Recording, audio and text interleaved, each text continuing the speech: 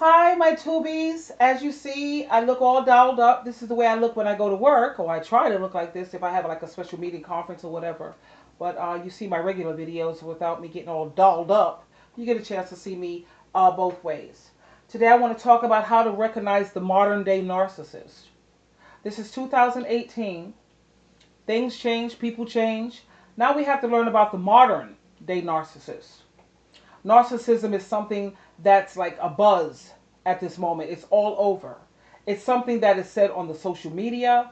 It's spoken of out loud more now than ever before. This means that there are more and more of them out there. So we have to be able to recognize them. First off, we know that a narcissist is a person that has excessive admiration for themselves. They are beyond selfish, and they think that the world revolves around them. We already know. We've established that. They prey on empaths like you and me. They are energy vampires. They are toxic. Now let's discuss the classic traits of these monsters, these demonic swine. Number one, we know that they have a grandiose sense of self-importance. They will exaggerate their success, their talent, their ability, and just how special they are. Sure you are. They lack genuine empathy. This is like the number one identifying mark of a narcissist, the old school one, and even the modern day narcissist. They do not have empathy towards other people, but they can fake it when a social situation requires it, or if they're trying to get something, they can fake that empathy. Next, they're arrogant, and this is important. I want you to pay attention. They are jealous of other people that they perceive to be more successful than them. Jealous. Next, they have a huge sense of entitlement. Oh God, I know you can. Oh, we've been through it, huh? Huh, folks? Huh, my tubies? Yeah. They have this huge sense of entitlement. They expect everybody, other people, to do things for them. And most of the time, what they want is unreasonable. They have these unreasonable expectations. Next, they require excessive admiration and attention, and they try to surround themselves with people who will give them what? You know, and I know, instant gratification, and people who adore them. Well, they believe that people adore them. Yeah, sure. Yeah, right. Next, they exploit other people to gain what they want in their own life. And they take advantage of you and anyone whenever they can. The thing I find most disgusting about narcissists, they have no pride. They have no dignity. They have no, how, decorum about themselves. They don't care about asking you for this. They don't, I'm like, really? They can actually take things from people and not giving anything. How can you go to someone's house and ask them for something to eat when you know you haven't contributed anything? And they have no kind of pride. Now, we're not trying to be hard on these narcissists, because I know that we are all a product of what we may have been through, and whatever life threw at us, whatever came our way, we understand that. Our experience shape the way we look at the world.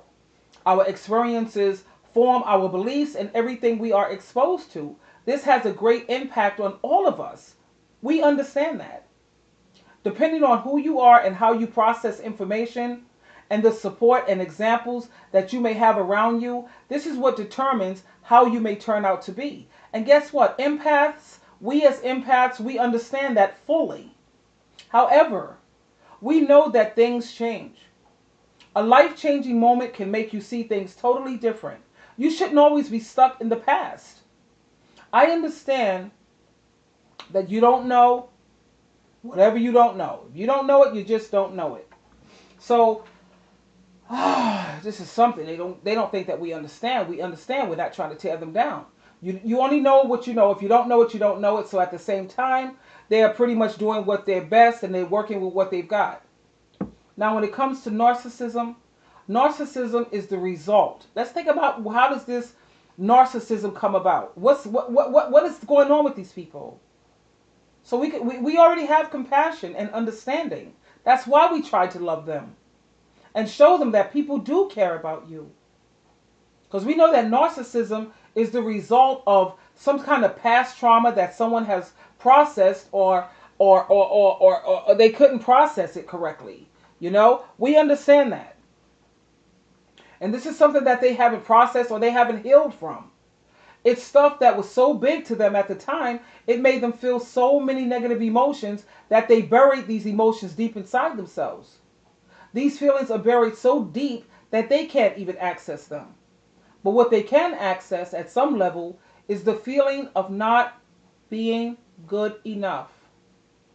It's this feeling that drives them towards creating, we talk about that false self that they have, because they always feel that they are not good enough. So this is why they go to that false self.